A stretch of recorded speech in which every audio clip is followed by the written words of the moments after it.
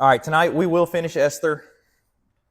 And for me, whenever we finish a book, it's always kind of bittersweet. There's part of me that is, relieved. Hey, we're through another book and we get to start a new one. But then there's part of me that gets kind of sad. I'm going to miss it. I've spent so much time thinking about Esther over the last 14 weeks. I'm going to miss her. Huh? Yeah, right. I will say Esther is probably the most challenging Bible study I've ever undertaken, except Revelation. That time my mom tied us up in Revelation for a year, I still ain't figured it out, and we've been done for a year. But because Esther never mentions God directly in the text of the book, it does make it difficult to draw out some of the deeper theological meaning behind it. And it has been a challenge, and I've enjoyed it. God's done a lot through this study just for me personally. And hopefully through the course of this study, it's done something for y'all. I am excited to start Mark. Reminder, next week we won't have teaching. We'll have a special prayer meeting. And then, Lord willing, the week after that, we'll start the Gospel of Mark. So you guys start reading ahead. All right. So before we dive in, I want to ask you guys a question. I know you guys don't like it to answer questions, but seriously, where do traditions come from? Well, depends on the tradition, right? Like a lot of families have a tradition of maybe eating a ham on Easter. Now, I don't know where that comes from. My mother, but did that come from my grandmother or her mother? Or her mother, right? We don't think about that a lot. Another one in the U.S., turkey on Thanksgiving. Now, I actually know where that tradition comes from, but what I'm getting at there is there's all kinds of traditions, and we all have traditions in our lives, and we often don't think about them or where they come from. Even in our religious lives, we have traditions. Now, as Southern Baptists, we don't have capital T tradition like a Roman Catholic does, right? But we do have traditions at this church even. Frank leads us in hymns by request on Wednesday night. That's a tradition of ours. It's one of my favorite ones I've ever encountered in a church. I don't know when that started or where or why, and I'm sure someone in this room could probably tell me.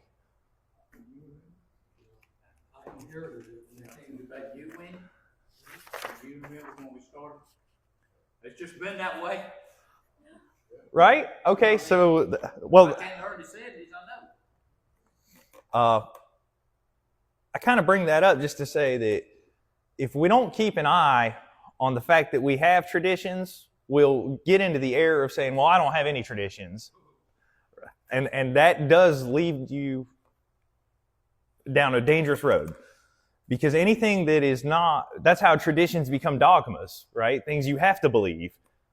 If it's not in the scripture or directed by the Bible, it's a tradition. So tonight, as we finish up the book of Esther, we're going to read about the establishment of a tradition. It wasn't commanded by God, it was created by men. And so it's a tradition and not a requirement of faith. Not that any of us are practicing Jews, but if we were, or we're seeking to be, now I've never met any Jewish rabbis, and they may rebuke me for saying this, but I would say that the Feast of Purim that we're reading about tonight is very much a Jewish tradition and not a matter of faith. It's not commanded by Scripture. Its establishment is described in Scripture, right? Whereas, like the Passover, God commanded the Passover. But this feast that we're going to read about tonight isn't commanded by God. It's just something they start doing. So I would call it a tradition. And I think it's cool that we have an ancient Jewish tradition from, 450, 470 BC that is still practiced today, and we know how it originated. Unlike our Wednesday night hymns by request is documented for us, and we get to read that. And I find that fun, and I just wanted to point it out to you guys before we dive in. So tonight, we'll start at chapter 9, verse 20, and we will finish the book. So let us read Esther chapter 9, verse 20. Then Mordecai wrote down these events, and he sent letters to all the Jews who were in all the provinces of King Xerxes, both near and far, to establish among them to celebrate the 14th day of the month Adar and the 15th day of the same month annually. Because on those days the Jews obtained rest for themselves from their enemies, and it was a month which was turned around for them from sorrow into gladness, and from mourning into a holiday, that they should make them days of feasting and gladness, and sending portions of food to one another and gifts to the poor. Thus the Jews fully accepted what they had started to do and what Mordecai had written to them. For Haman, the son of Hammedatha, the Agagite, the adversary of all the Jews, had devised against the Jews to cause them to perish, and had cast pur, that is the lot, to throw them into confusion and cause them to perish. But when it came before the king, he said by letter that his evil scheme which he had devised against the Jews should return on his own head, and that he and his sons should be hanged on the gallows. Therefore they called these days Purim, after the name of Pur. Therefore, because of the words in this letter, both what they had seen in this regard,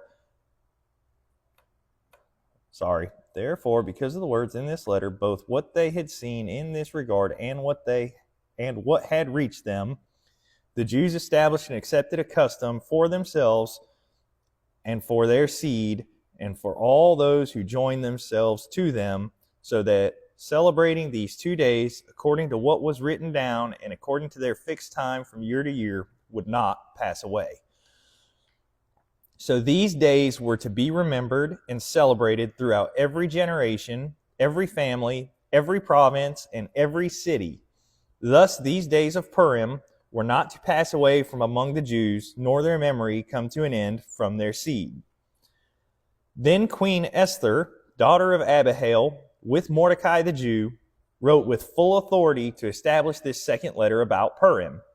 And he sent letters to all the Jews to the 127 provinces of the kingdom of Xerxes, namely, words of peace and truth, to establish these days of Purim at their appointed times, just as Mordecai the Jew and Queen Esther had established for them, and just as they had established for themselves and for their seed, with words concerning their times of fasting and their crying out.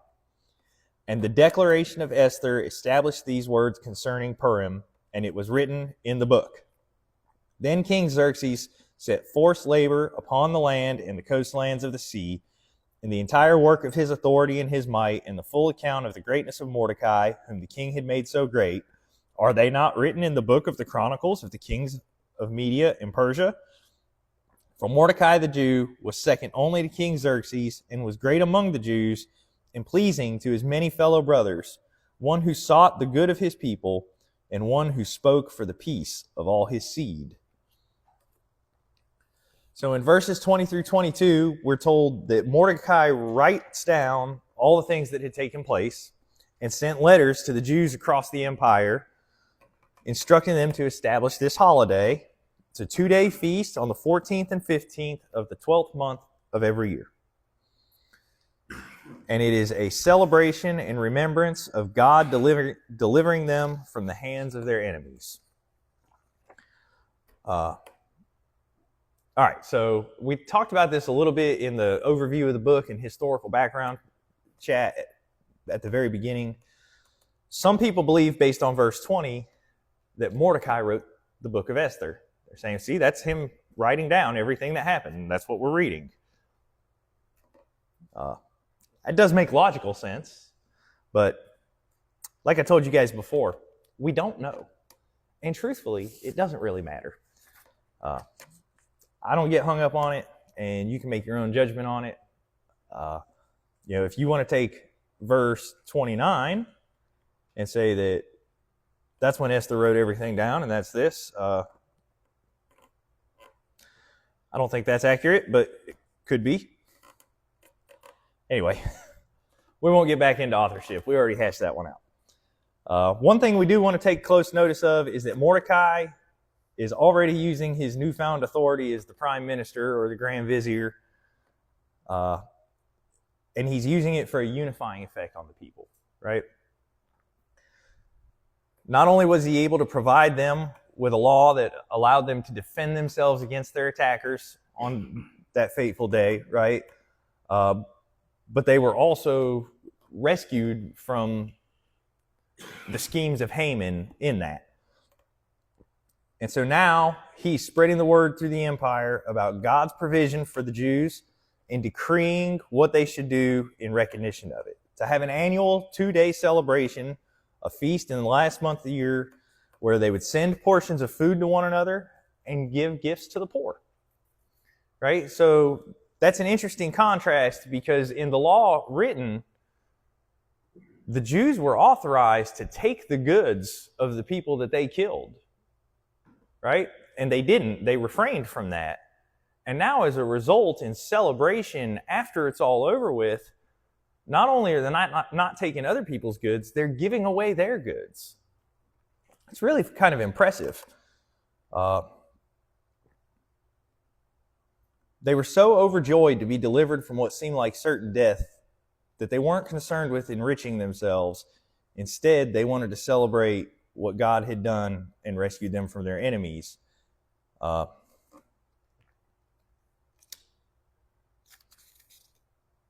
And I don't think I can overstate this.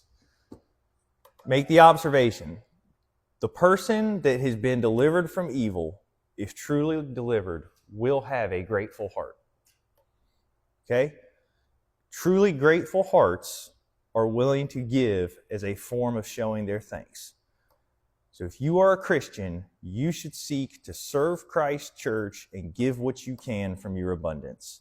Not under compulsion, not because the preacher tells you that you should, but because a truly grateful heart that loves the Master who saved them will want to serve him well. That's what creates true Christian service. That's the source of our good works as Christians. It's gratefulness, not obligation. We shouldn't do anything because I know I should do it. Now, don't get me wrong. When faced with a situation where you don't want to do something and you know you should because that's what a Christian should do, let the scriptures ring in your ear and motivate you to do what you should do. Right? I had a homeless lady show up out front of our house one day.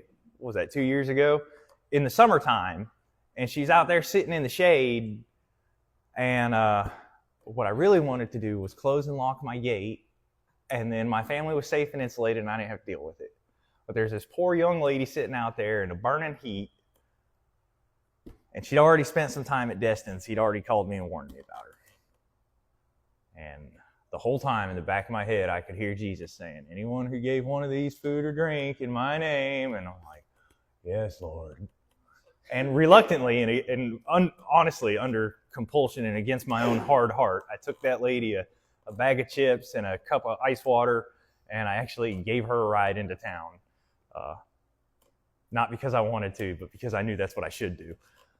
So, I don't just stand up here and pretend to be perfect. I'm telling you guys, I've got my own shortcomings, but my motivation for doing that was correct, but with the wrong heart. Does that make sense? I did the right thing for the right reason, but I didn't do it with a willing and grateful heart. I did it with a heart of, this is what I'm supposed to do because I'm a Christian. Yeah, well, I hear you, brother. That's why I'm sitting here talking about it.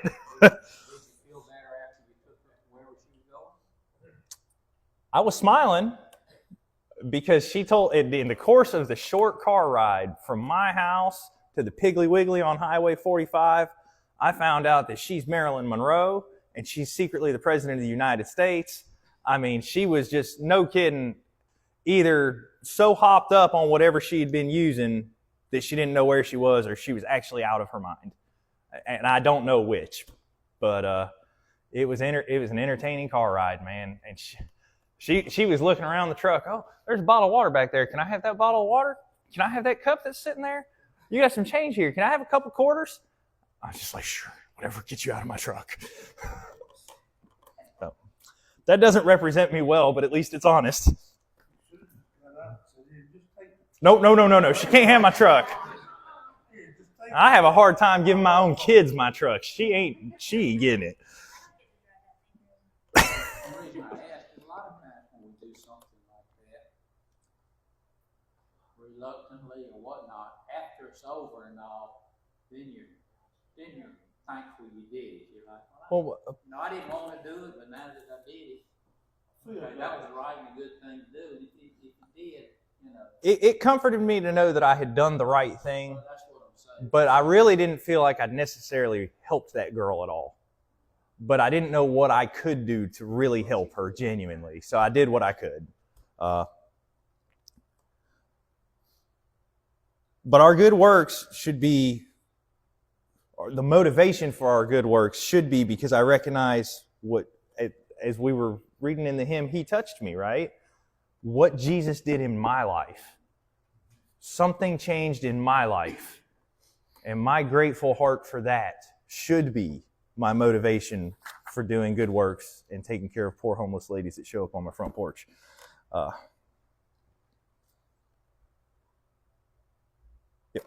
All right. Oh, yeah. I did want to make sure I cover this part real quick. We should all have a heart and desire to serve the Lord that wells up out of gratitude, okay? And it's a good time to have a heart check when you start asking yourself about your motivations. Why do you do what you do for the church? Is it because you want to be recognized? Is it obligation? Or is it gratitude? Or something else? If the answer is anything other than because I love the one that saved me, it's time to do some soul searching and some praying. All right, in verses 23 and 24, knowing what Mordecai had laid out in the letters he sent to the Jews, they embraced his guidance. They recognized Haman had devised the plan against him and was trying to wipe him out.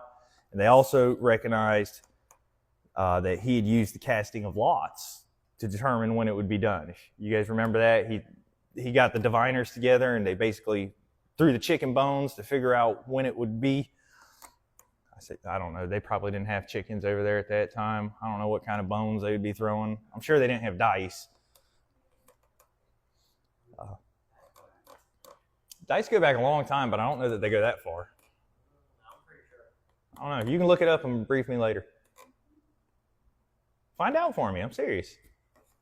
There you go. See, you got a homework assignment. Good deal. You got more than you bargained for, Robert. All right, verses 25 through 28.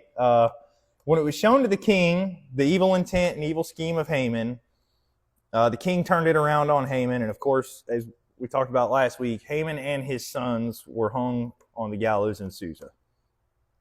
So the Jews decided to call this holiday Purim, named after Pur, which is the Hebrew word for casting lots. So that's all it is. It's a transliteration of a Hebrew word. Now, I want you to think about this. If the lot had been cast such that Haman had determined to have all the Jews killed a month after he wrote the decree, it's quite possible the events of this book may not have played out as they did. Right? The way the lot fell, the way the die was cast, so to speak, created the time that was practically needed for the plot to be exposed, for Esther to approach Xerxes, and for Xerxes to have his sleepless night, and all that chain of events, right?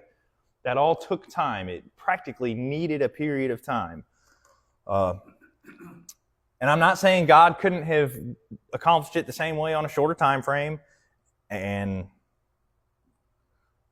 anything like that, right? But he let it fall like it did, and normally that's by design, and that's, divine design. Anytime you decide to roll the dice in life, God has ultimate control of the dice and how they fall. Remember that. And it is not always wise to roll the dice. Not a method I recommend for making judgment calls. Just throwing it out there. Now that's something Haman was obviously oblivious to, right? He had no use for the Jewish God. And in naming the feast after the lots that were cast, the Jews were acknowledging that wholeheartedly. And it's a reminder to us today to remember that God's in control of everything. Never forget that. Through the course of this study, we've referred to it as providence. And this book has been a good reminder to me of God's providence and seeing how His hands move, even when we're not seeing it. He's always listening. So Mordecai's new decree establishes the holiday and says that it's to be celebrated in perpetuity for every future generation so that God's great work of deliverance would be remembered forever. This year, in 2025, Purim was celebrated on the 13th and 14th of March. Next year, it'll be March 2nd and 3rd.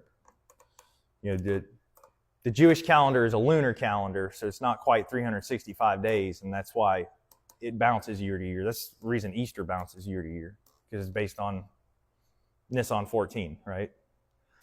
Or actually, I think it's based on the first, whatever equinox after the second. I don't know. So in verses 29 through 32,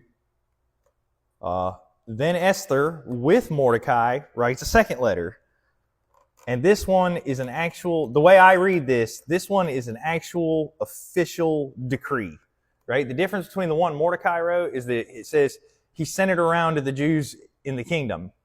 And in verse 30, all 127 provinces, right? So to me, that reads like this is an actual established law. It's memorializing this feast in the law of the Medes and Persians. That's pretty cool.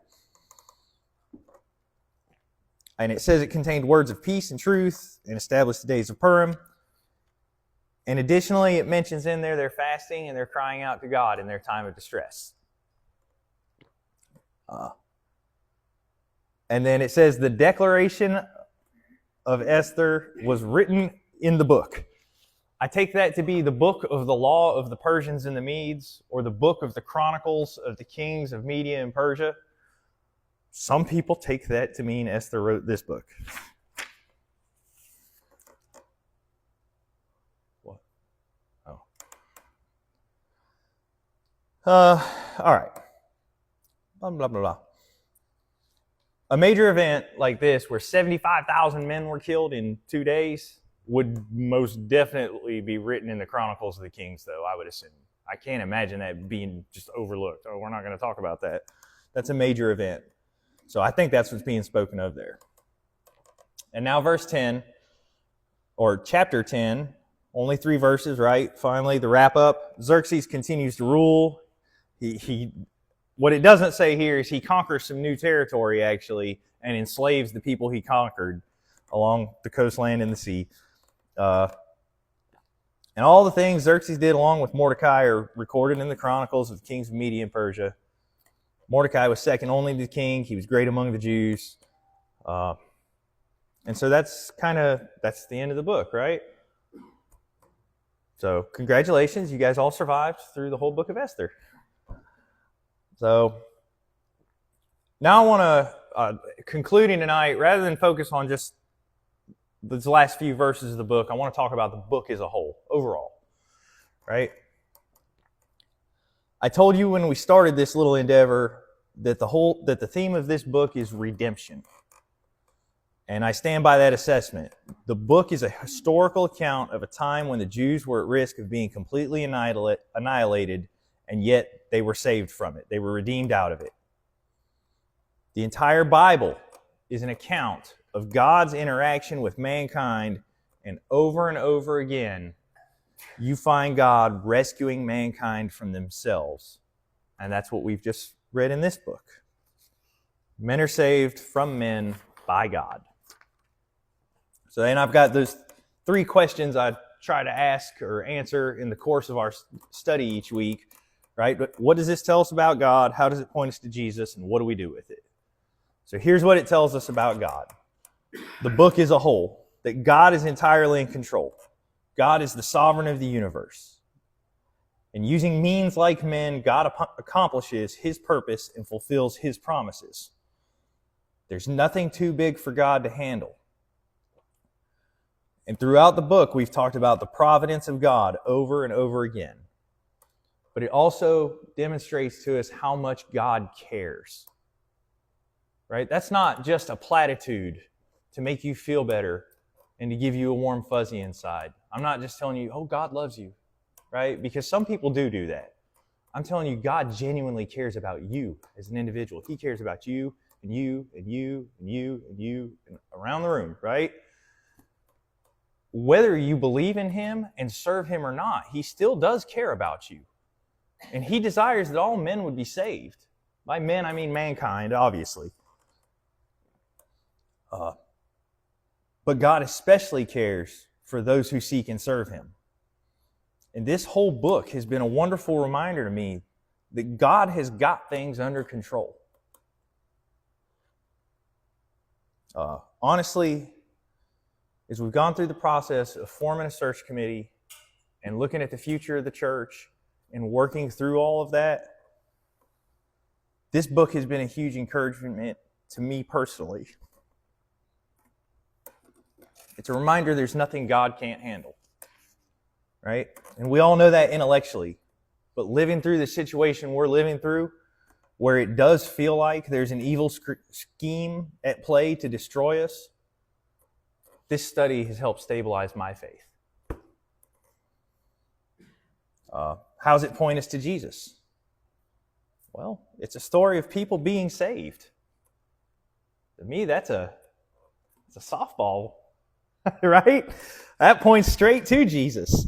I told you the Bible is a story of God's interaction with mankind, right? And throughout that whole course of history, God has redeemed people.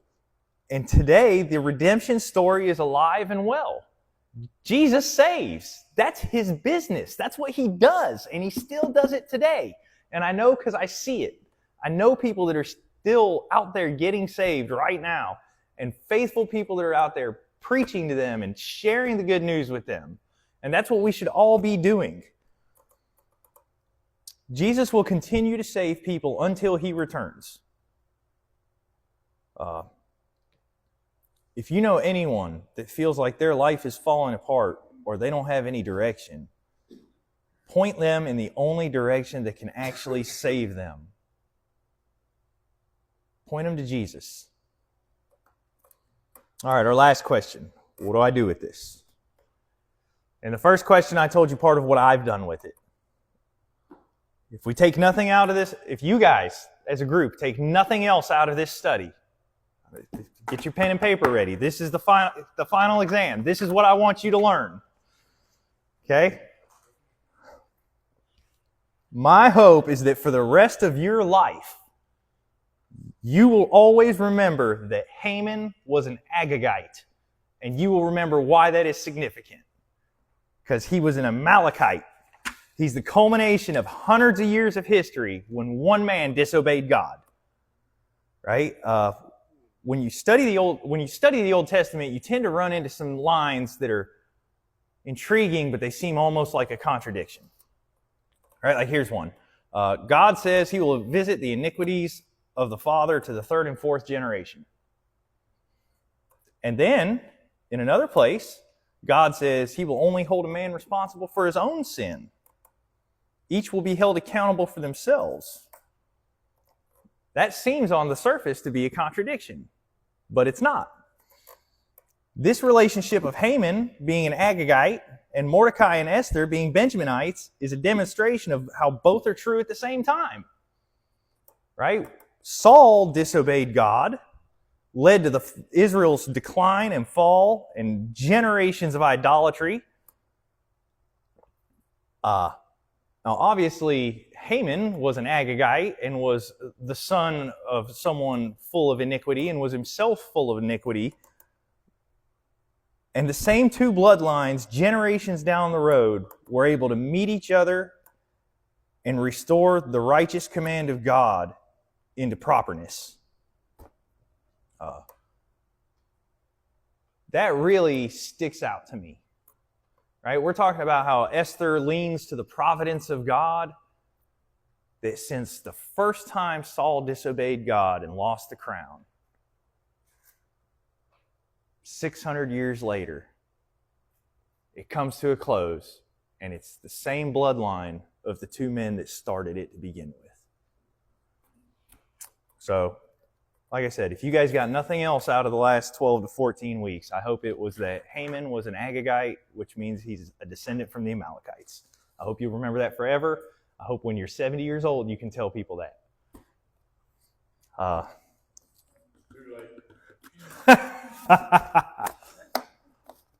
And unless, do you guys have comments or questions, thoughts on Esther? That's all I got, y'all. Anyone got anything to add? Go ahead. Do we have the books of the Chronicles of the Kings? We have. So, do we have the books of the Chronicles of the Kings of Media and Persia? We have some of them, not all of them. Do we have the one from Xerxes? No. No, we do not have the one from Xerxes the Great. Good question, though. Do we have the ones he read? The one that he read on his sleepless night? No, we do not. Isn't that the one up there? Probably. So we found some of the libraries over there, but obviously not the complete library. I mean, yeah, the could be lost in it. A lot of that stuff is lost to time. If you think about a book, there's a million different things that can ruin a book over the course of the years. Right? Rain, bugs, fire. Especially several. Yes, and that's why it's so amazing to me that, we have manuscripts of the New Testament that date back as early as 95 AD. 2,000 years. It's literally 2,000 years. Where most of them's been found in caves where it's not so heat, a lot of them out in the desert, the heat and all destroys and stuff. Yeah, that's it. A lot of this stuff we found that's really old is buried in the sand of the desert. That or in caves by the Dead Sea. Right. Anyone else?